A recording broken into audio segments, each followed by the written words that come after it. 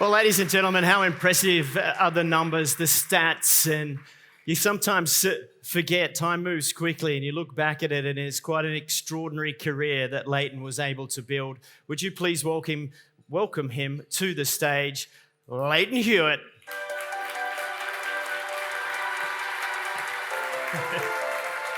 Thanks, mate. Have a seat. Thank you. It's great to see you, by the way. Thanks, mate. Unusual for us to be hanging out in May together. That's not a tennis season. No, it certainly isn't. You didn't get the chance to see that video package just then, but it just highlighted everything, in your career. Yeah. And we're going to go through that tonight. We're going to take him from the very beginning all the way to where he is now. But just a bit of a quick reflection upon some of the things that were up there, like 80 weeks of world number one, some major wins.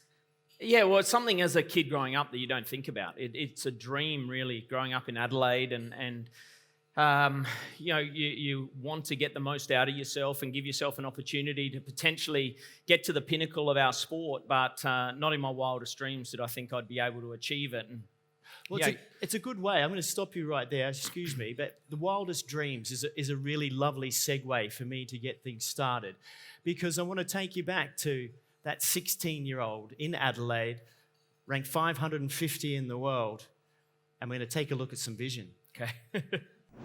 The 16-year-old had claimed some big scalps on his way to the semi-finals. Now he was after one of the biggest of them all. That is a sensational shot by Hewitt. The pressure mounted as the first set went to a tiebreaker, but the teenager's nerves remained steely. He had the shots and a one-love lead. Great. In the second set, Agassi tried to regain his momentum, but Hewitt kept up the attack, proving he could win points from anywhere on the court. At 6-all in the second, they faced another tiebreaker. Hewitt pulled out a second serve ace, then the American missed the line. Hewitt through to the final. That's out, and that's... Andre's always been a big fan of mine and an idol as I was growing up, so I was just happy to be out in the same court as him. Over to you. One of the things you should never do in broadcasting is actually ask how you feel. But tonight we're going to be trying to get a lot of those feelings out of Lleyton. And so when you look back at the little fella up there, so full of confidence, doing perfectly in front of the meter at 16, what goes through your head? Oh, I don't know about doing perfectly. No, but for me it was... I was living at home, obviously 16 years old, living at home in West Lakes there, and driving into Memorial Drive, a place that I trained every day, there through my whole teenager years. And then I'm standing there playing Andre Agassi, and I'm actually sleeping in my bedroom at home, and I've got this Agassi rock and roll tennis camp poster above my bed. And in the semi-finals, it's really a pinch yourself moment. I've got to go out there and play this guy that I've idolised, I've looked up to. He's a legend of our sport, not just with his results, but also the way that he carried himself, his charisma, the clothing that he wore on the court. My generation loved that. Teenagers growing up, he was all our favourite player. So for me, just to be sitting in the locker room before that match, and I'll never forget, because the old stand under one of the stands there at Memorial Drive was a really old locker room under there. By the time you get to the semi-finals, the tournament really cleared out. There's no one really in the locker room. There's only a couple of people in and out of there. And I'm there and I'm sort of panicking and trying to get my bag ready and, my vibration dampener in my racket and make sure everything's set. And Andre's sitting in the corner with his feet up reading a novel.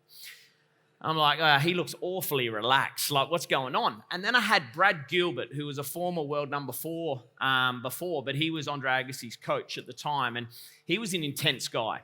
And he's just sitting there in the corner giving me daggers and just staring at me the whole time. And I felt like I couldn't lift my head up and look anywhere. Otherwise, I'm looking straight into Brad Gilbert's eyes. So, I was shitting myself before I went out there. Then I asked that feeling, how you feeling? And, well, now we know. And for me, it was really, I remember walking out there just wanting to give my best and leave it all out there and have no regrets. And it's funny how it turns out, because our best shots were our return of serve, Andre and mine, as it turned out, and there wasn't one break of serve in that match. It was 7-6, 7-6, and in the end, I was able to, play the clutch points pretty well. And Andre tells a funny story after that, actually, when we catch up, because he thought, either I've got to start, get ready to retire, or this kid's going to be, pretty damn good. So he was glad that it went one way. Well, the kid was pretty damn good. You win that semi-final because you go on and you beat Jason Stoltenberg in the final to win your first tournament. And it didn't stop from there. During the week, I was on a chat with Jonas Bjorkman, and we were laughing because in the clip, you then head to Sydney and beat Jonas, who was the world number 4 in the next match. Yeah, well, I didn't know any of these things about special exemptions and all this, and I'd made the semi-finals, obviously, of the Adelaide tournament, so all of a sudden I got a special exemption into the Sydney tournament, which was a slightly higher tournament, and Jonas Bjorkman was coming off a semi-final of the previous US Open, actually, where he lost to Greg Rosecki in the semis in 97, and he was world number 4, and I drew him first round of Sydney, and I was pretty exhausted, obviously, after a massive week in Adelaide, and then 2 days later, I come out and beat the world number 4 in 3 sets. So for me, it was kind of this unbelievable momentum. My ranking's gone from 700 odd to around 150 within 6 days. Was there a moment within this where it didn't feel real, and perhaps you're going, I'm going to wake up and... But we were with you. We kind of knew that you had this self-belief, and it started there. Yeah, the week before the Adelaide International that year, 2 weeks before, I actually won the South Australian Hardcourt, which was a tournament at Memorial Drive on centre court, but it was for the local South Australian players that just played the pennant. And Mark Woodforde actually donated a little bit of the prize money to that event, and he actually presented me with the trophy and the cheque on centre court 2 weeks before the Adelaide International. I wasn't meant to get a wildcard into the Adelaide International. A late friend of ours, Colin Stubbs, who was the tournament director of Adelaide back then, Yevgeny Kafelnikov, they were waiting on till the last minute, so I was going to be playing qualifying. And then Yevgeny declined the wildcard invitation at the last minute. So on the Friday night, right before qualifying draw was coming out, Colin had to make a decision who he was giving the last wildcard to. And I'll forever be grateful to Colin that he gave it to a young, up-and-coming, junior player a local player out of Adelaide, that opportunity. But the week before, yourself, Stoltz, Woody invited me out to train with you guys. And I was somewhat competitive in practice sets against you guys. Somewhat. And that gave me a lot of confidence and belief, at least, that I could go on the court and I wasn't going to get destroyed out there. But that's what the camaraderie was about of Australian tennis at the time as well. Yeah, you're right. And it was very nice of you to mention Mark and myself because and Stoltz and the like, because, I mean, I know that Mark and I felt that we really did play an important part in your development. Well, you let me stay at your house. I know. Yeah. We did. Don't know why I did. I don't know why I did because I feel like the Woodies were a real important part about getting you right and getting you on the way. And, even so much as this moment right here.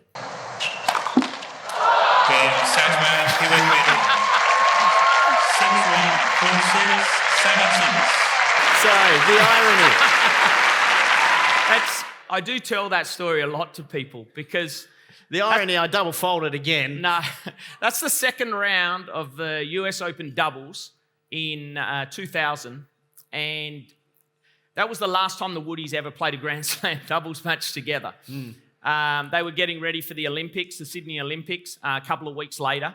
And that was probably the most subdued that I'd ever been when I'd won a match because I felt like Teddy hit a double fold. He was going to wrap the racket around my throat if I said anything at the net. But no, you've always done a great thing for Australian tennis. And that's certainly, the good thing was I went on and won the tournament. You went on and won the tournament. You beat us along the way. And then you actually beat the Olympic gold medalists in Nestor and Leroux in, I think, the semi-finals. So that was the start. That was your very first Grand Slam title. And then 12 months later, you go back to the US Open, and this happens. Could this be the last Grand Slam final for Pete Sampras? That's what I think. That's it. Yes. Lleyton Hewitt in straight sets, breaking Pete Sampras to end the match.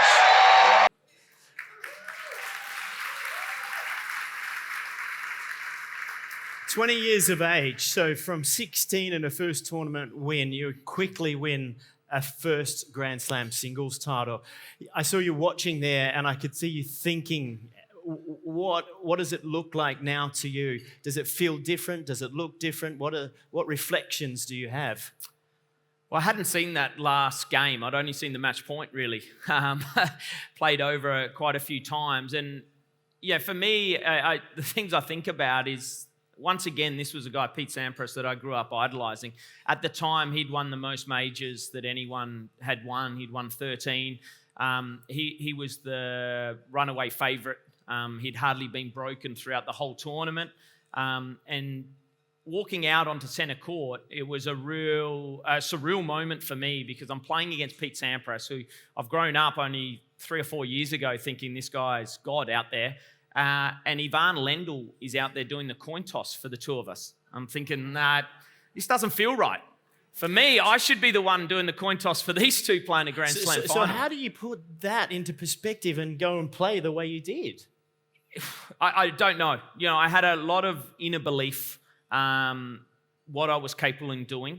I love playing the big moments. I knew all the hard work and training that I'd put in behind the scenes as well that was going to hold me in good stead. And going into that final, I felt like I got better with every match. And in the semi-final, I actually beat Yevgeny Kafelnikov. So quarterfinals, you beat Roddick, I think, in 5 sets. Yep.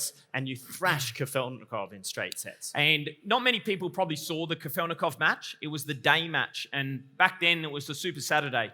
So you would play both semi-finals were played during Saturday, and then you wanted to try and get through as easily as possible to save energy for the final on Sunday afternoon. And playing Yevgeny Kafelnikov, we'd normally always had a lot of battles out there. We played very similar game styles, and I played one of the best ball striking days I've ever had. And I think I gave him 4 games in 3 sets. And for me, that gave me so much confidence. The year before, when I won the doubles at the US Open, I actually made the semis of the singles that same year. And I lost to Pete in the semi-finals. And I lost in 3 sets, but 2 out of the 3 sets were tie breaks. And I actually felt like I was good enough to have won those, and the match could have actually gone my way. And so that gave me a lot of belief as well. Plus, I liked the fact that, when someone doubted you. And I remember going in after my semi-final, and I won the semi-final. I was feeling pretty confident about how I was hitting the ball. And the American journalists were, pretty full of themselves, and they would talk up their players a lot. And they started saying, Pete Sampras hasn't been broken serve so many times this tournament. It's impossible. How the hell can you beat him? You're going to have to hope just to hold serve and get to a tie break, and you don't have the biggest serve. I said, well, we'll just have to wait and see. And so, yet again, I won the coin toss. I choose to receive like I always did. And the first game, I go out and break him and break his serve. And in my head, I'm thinking, yeah, it's not that hard, The silly thing was I got a little bit ahead of myself and I actually got broken the very next game. Right. And so we were back at 1-1 after 2 games. But the first set, as you saw the scoreline there, the first set was awfully crucial to get that tie break after the year before in the semi-final, losing 2 of those tight tie breaks. One of the things we know, you were an amazing competitor, fiery, but you like to have that energy, and New York seemed to be one of the places that you played your best. And the crowd can be difficult, but not for you. Yeah. Well, you always knew playing an American that they were going to be against you, but I actually enjoyed playing a big match with atmosphere there, even if the crowd was against me. I actually felt like mentally I could get in a zone out there and I could focus on what I needed to do. I found it harder to get up and about if you're out on court 24 sometimes with a lot smaller crowd out there and not a great atmosphere. So for me, there was always a lot going on in New York. They're playing music during the middle of the game, sometimes in the change of ends, there's a lot of noise, people moving. That stuff didn't worry me though. I actually fed off that. And I think deep down, if I wasn't playing an American, the New York crowd actually loved the way I went about it because they knew they were getting their money's worth. Every time they came to watch me play, I was going to leave it all out there, whether I won or lost. And I think I had a lot of support. And that was, if you look at all my results over the years, that was the one tournament that I pushed deep most years. Yeah, indeed. Well, of course, now you win a Grand Slam singles title. Extraordinary, and you're on the rise. But there are places that we all love to play, and one of the surfaces that you love is grass. So you go from the US Open to the next Wimbledon. Let's take a look at that. Hewitt enjoying a perfect start, breaking now Bandion's first service. Game, Hewitt. He then punished the nervous Argentinian early and often. Then the world number one came out firing. Oh, beauty. Hewitt, straight sets winner, the new Prince of Wimbledon. Game, set, a match. Hewitt. That's worth a round of applause as well. It's pretty great footage and some great voices on that tape too, including fiery Fred Stolle and John Newcombe, and people that really, when you would go to Wimbledon, would give you the feeling of how important that event was. What was it like to win it?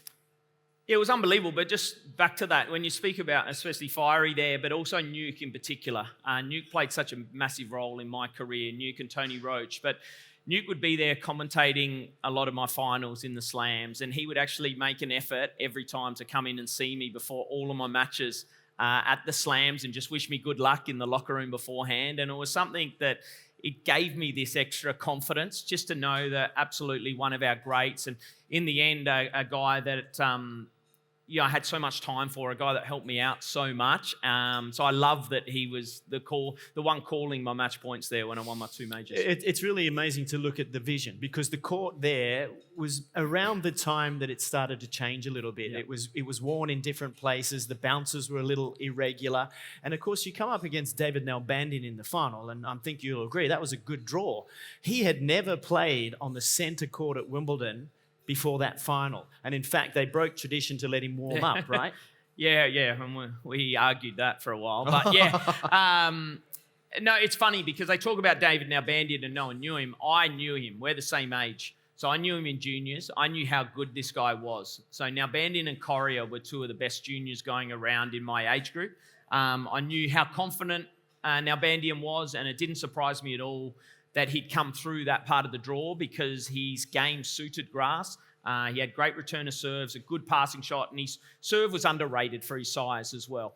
But for me, the semi-final was probably the one where I put a lot of pressure on myself because it was like a battle of the ashes. I had to play my old mate sparring partner, Tim Henman, in the semis. I knew how much pressure Henna's had about trying to make a Wimbledon final. I think he lost 4 semi-finals of Wimbledon in his career, and he ended up losing to the eventual winner all 4 times. But he'd come so close, and that rivalry of Australia against Great Britain, it came out yet again. And I'll never forget Henman Hill, they had called it, where everyone sits on the mound there and watches the match on the big screen. I had a lot of Australian fanatics there supporting me at the time, so it was an incredible atmosphere. But for me, it was a rain delay on that Friday.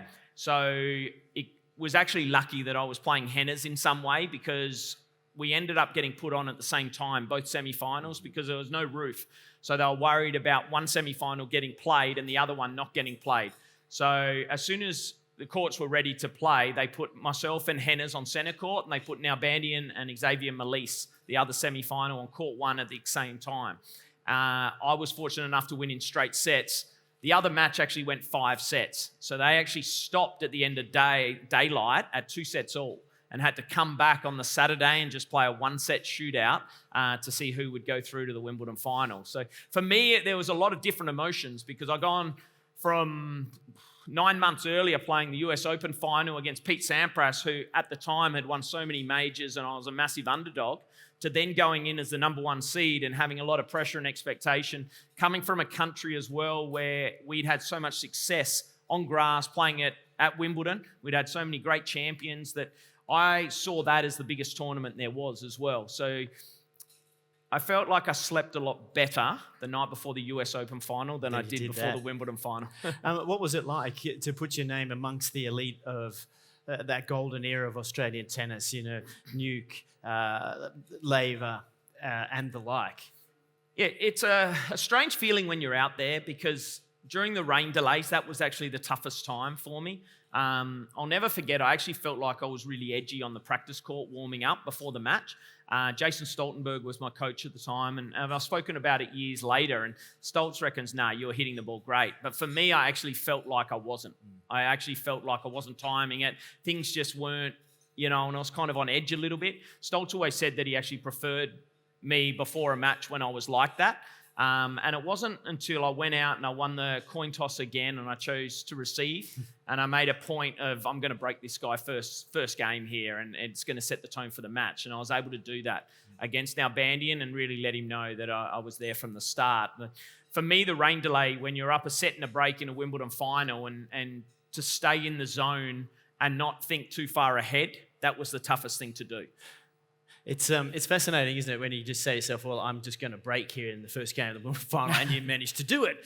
Not many people can. Well, it sets you up now. You've won 2 majors in short succession, and we get to, I think it's November of that year, and you set up the opportunity to become the world number 1. Lleyton Hewitt against Pat Rafter. This is an interesting one. Lleyton Hewitt, if he defeats Pat Rafter, will become the youngest player to have reached the pinnacle of the sport, to be number 1 at the end of the year. Another match point. Advantage Hewitt. Lleyton Hewitt tonight, by virtue of this win, becomes the winner of the ATP Champions Race 2001 and the world number 1.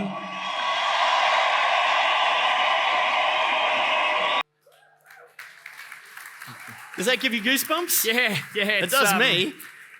It's hard to believe. You couldn't have written a better script when I look back on it. Well, you got Pat, and it was in Sydney. Yeah, that's the funny part, because it went through a stage. The tour-ending finals, they marketed it as the Masters Cup for a period, and normally it was always played in Europe every single year. Then for some reason they decided to change it and actually play in different cities the end of season. And so Pat and I both knew that this one year at the end of 2001 was going to be in Sydney, and we're only going to get one opportunity to play in it. And so for us, both of us, it was a massive goal that year to just get into the top 8 and be able to play in Sydney, to play on that singles court as well. Sorry, Todd, it didn't have the doubles lines. Yeah. I know you'll take offence to that, but it was something unique that I'd never done before. And so for me to get the opportunity to play in an event like that in my home country, and going in after I won the US Open that year, going into the tournament, I knew I was in control of my own destiny, because there was 3 of us, Andre Agassi, Gustavo Kuerten, and myself, that if one of us won the tournament, we actually got world number 1. It didn't matter what happened to anyone else in the event. And so I was focused, obviously, on trying to win the tournament. And that was my last round robin match, was against Pat Rafter. He was in my group. I'd already beaten Grosjean and Agassi. And as it turned out, just before that, Kuerten had lost his match. So it meant that Kuerten and Agassi couldn't get through to the semi-finals, and I was already through to the semi-finals. And so it was kind of like I had 2 chances at it now, but I was going out to play my good mate Pat, who, as I spoke about with you and Mark and Stoltz, Pat was like an older brother to me. He was someone I idolised, unbelievable role model. We went into battle in Davis Cup singles so many times together, and it was bloody tough being out in the court with Pat, but I wouldn't change it for the world, considering that he had been world number 1, and then I was out there with him at the time when I first got it. Well, he would be world number 1 for the 1 week. You went on to be for 80 weeks, which is quite extraordinary. Now, yes, 80 weeks as the world number 1. Now, you've just gone global. You're number 1 in the world. The world is your oyster. And you, for some reason, decide that you can expand into other parts of entertainment. This is a beauty, everybody. I don't know what else to say, but thank you from the both of us. Not even out of the womb yet, and he's already got his own gym. Well, all I need to do now is find a couple more investments and my money problems will be over. Only you could think having too much money is a problem, Tash. You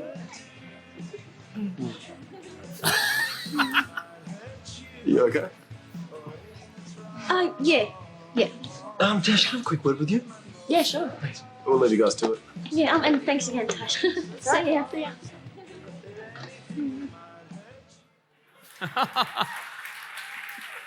All right.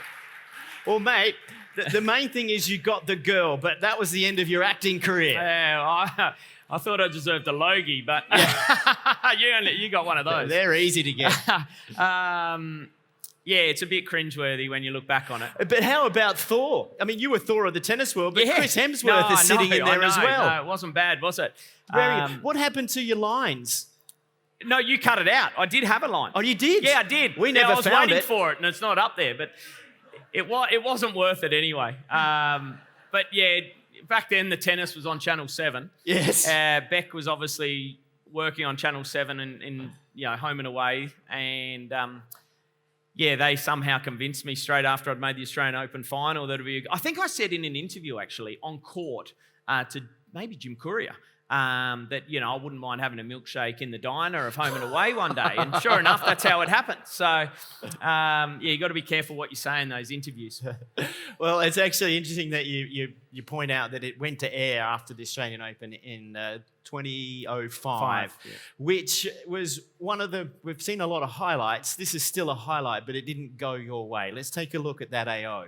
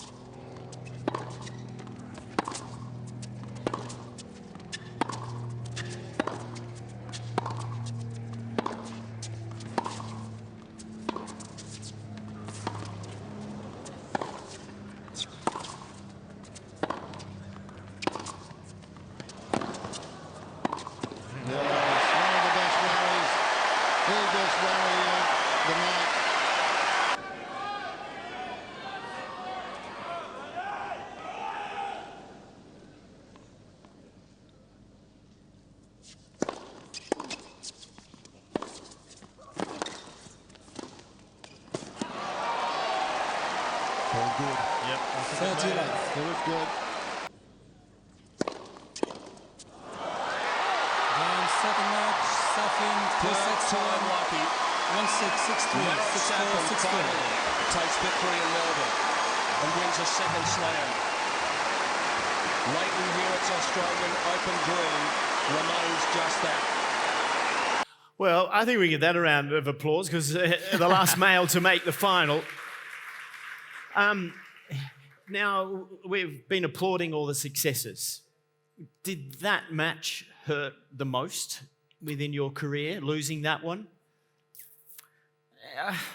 Yes and no. There's other ones as well in Davis Cup that at the time probably hurt just as much. But it was up there, but physically I was done. Like I was exhausted. I had a small tear in my hip at the time. I'd won Sydney the week before, and then going out, and I felt like I was playing this epic match every 2 days at the Australian Open. I was just riding this wave of emotion.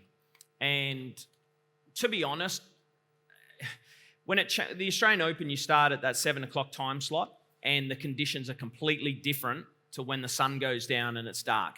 And you see, I won the first set there, and the conditions were lively.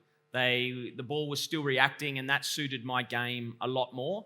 Playing a guy like Marat that has so much firepower from the back of the court, once the wind sort of settles and it's a dead conditions out there, for someone like Marat that just hits the ball so hard from the back of the court, it suited his game style. And I wasn't quite able to nullify his power as the match went on. He got more and more confident, and then in the end, I wasn't able to find a way to really put in a dent into his game. It's a mighty effort to get that far.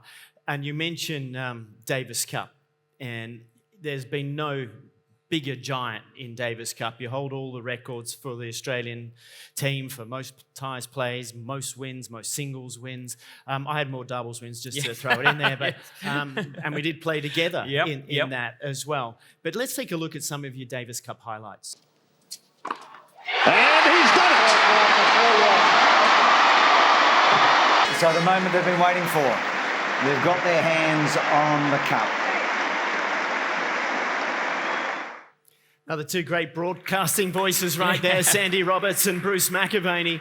And, I sit here being a part of that, but one of the great things about being in a Davis Cup team with Lleyton Hewitt was that you never had a person that tried harder, that would put more on the line and give everything. And not every great player would do that. Why did you do that? I love team sports. I grew up from an Australian rules football background. My father, uncle, grandfather all played Australian rules football professionally in Adelaide and Melbourne, and my dream was to play AFL football and play for the Crows one day. That's what I wanted to do. And at the age of 14 to 15, I had to make the tough decision to give up football because tennis was starting to take over with junior trips. And when I look back on the tennis matches, my favourite match to watch always was Pat Cash against Perm Force at Kooyong, coming back from 2-0 down in the 86 final. And that was the fourth match. And no offence to Paul McNamee, but he probably wasn't going to win the fifth rubber. So Cashy had to win that fourth match. And he found a way with Neil Fraser on the sidelines, urging him on to come back and beat this guy. And I had that on the VHS over and over and over. And I just wanted to get that opportunity one day to be able to wear the green and gold and represent my country. And so when I got the chance and the call up to come and be an Orange boy in 97, around you guys, Pat Rafter won from 2-0 down against Cedric Pierline at White City. And that really made the start of Pat Rafter's Davis Cup career, that win as well. And I saw what it meant. And to have two mentors and role models like John Newcombe and Tony Roach, I feel so fortunate. I owe so much to those two guys. They went out of their way to fast track me through the Davis Cup system and the Davis Cup squad, training with you guys, and they believed a hell of a lot in me that if I was given the tools to go out there and compete and represent Australia, that I was going to be a good player. And they had a lot of belief in me. And then I had another great captain who's here tonight, and we saw there on the screens, John Fitzgerald, who took over. He had hair there. Yeah, he looked a bit different, Fitzy. But some of my greatest moments were with Fitzy on the court. Can I just talk about the greatest moments? I chose two for that video clip there. One was in Spain, obviously in the final. You beat Costa in 5 sets. And the other one is a more modern version of the Pat Cash comeback against Roger Federer. Yeah, the one in Spain was a tough one. It was brutal. Playing Albert Costa and a clay court specialist, having 20-odd thousand Spaniards screaming against you, throwing their seat cushions on the court when you're about to serve for the match in the 5th set, waking up that morning and the Spanish newspaper in Barcelona, and you get it out the front of your door and it has my face on the front page with a massive bullseye over it. In some ways, the first thing Nuke said to me at breakfast was, "Did you get a paper?" He knew those little things. With some guys, they would have gone into their shell. With me, that was, firing up the bear. That was one of my great wins. Beating Roger in that match with Fitzy on the court was obviously one of my great wins. Roger had just won Wimbledon only a couple of months before that, his first Grand Slam title. I'd lost my world number 1 ranking after that Wimbledon as well. And Roger played for the first 2 sets. He played incredible tennis. I really was outplayed, and it was pure. And nearly the third as well. Yeah, the third. I was down 5-3, 30 all, I think, him serving for it to win in straight sets. And when I actually broke that game, Fitzy came at the change of ends. Fitzy actually said to me, "Mate, you're not far away from turning this around. You don't understand how close you are to turning this whole thing around." He sounds like Einstein now, but he was making it up at the time. And I fed off that. And we looked at it. Best of 5 set matches, you've got to focus on the small things. And for me, it was just about somehow hanging in there and finding a way to get through that 3rd set. And I was able to do that in the end. And it is a partnership out there when you're playing and you have your captain on the side of the court. And that's something I fed off as well with my captains in Davis Cup. And that's why I love being such a part of it now, because I feel like I can play a small part in these guys and helping them hopefully achieve their dream one day. But, Yeah, there is one other Davis Cup match, Fitzy and I were talking about it earlier, that not a lot of people saw in Australia, and I actually think it was probably my greatest tennis match of all time. And we went to Florianópolis in Brazil, and Gustavo Kuerten at the time was one of the greatest clay court players going around. He'd won 3 French Opens, he was world number 1, and I hadn't really done anything on clay ever. And we found ourselves 2-1 up in this tie, and I had to play Guga, and Florianópolis is actually the town that Guga's from. And so we had police escorts everywhere. We weren't allowed to go anywhere by ourselves because I was worried something was going to happen to us. And somehow I came out and didn't lose serve for the match and actually beat Guga in straight sets to put us through to the semi-finals. And it was a bad time zone for Australia to watch that match. But for me, in that environment, on that court, playing against one of the all-time great clay courters was probably one of my greatest wins. It's a very hard thing to do when you've had so many magic moments. Can you pick your favourite moment out of your career? No. Oh, good. It's really hard. No, it is, because as a kid growing up, the 3 things, it's to win a Grand Slam, obviously, to touch the pinnacle of the sport, to get to world number 1. But for me, Davis Cup was something special. And I look back, and even after I beat Roger in that semi-final, we still had a final to play against Spain on grass and the first week of December. And I decided to take 12 weeks off. And I didn't play a tournament after beating Roger to playing the Davis Cup final in Melbourne at Rod Laver Arena, where we put the temporary grass court in to play Spain. And I knew I had to play Juan Carlos Ferrero, who was number 1 in the world at the time, on day 1 of that tie.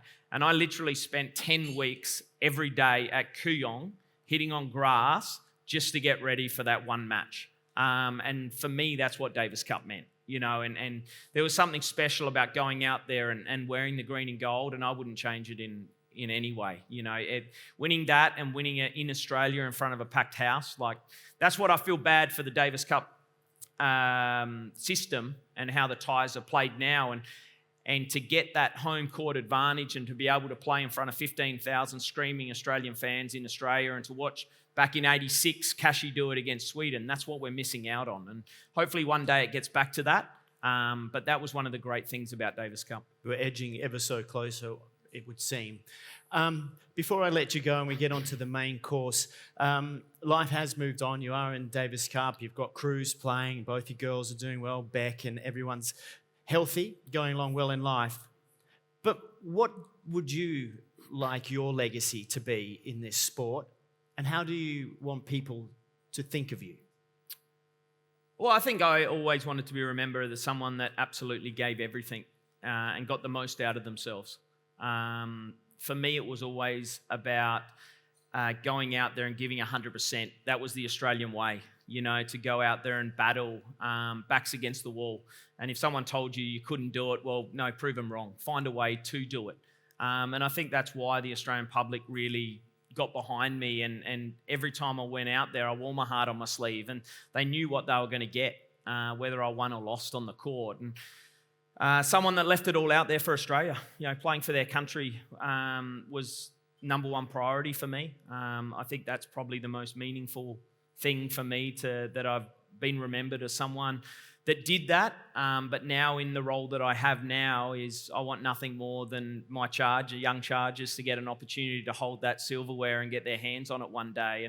And that's why I do this role.